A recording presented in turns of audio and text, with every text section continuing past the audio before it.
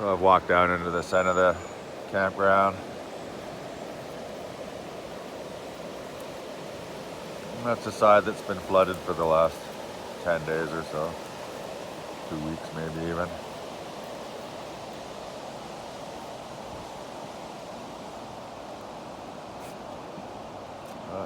Now the whole campground's flooded. And their forecast is for it to come up even a couple of feet more, so I have to put a patch on my floaty. Can bomb around in here.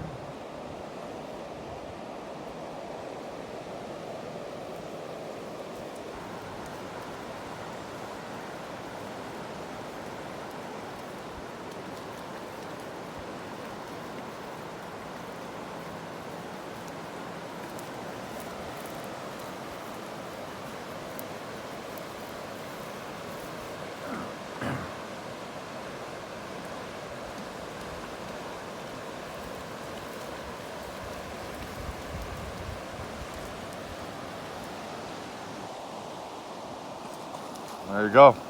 The campground's officially closed, unless you want to come and stay in the parking lot with us there. It's actually kind of cool down here. I got a little obstacle course for the floaty going. Stay safe, everybody.